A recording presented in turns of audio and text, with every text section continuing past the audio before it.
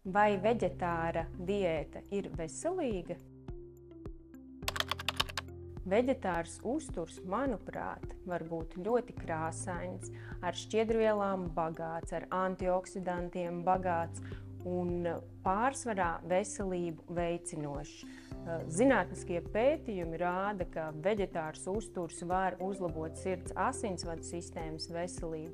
Tas var palīdzēt samazināt atsevišķu audzēju risku, kā arī samazināt risku otrā tipa cukura diabētam.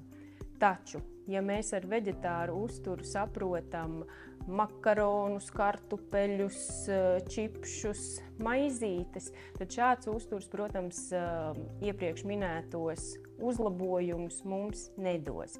Tāpēc ir svarīgi uzņemt pilnvērtīgu uzturu un dažādot to atbilstoši ikdienas vajadzībām.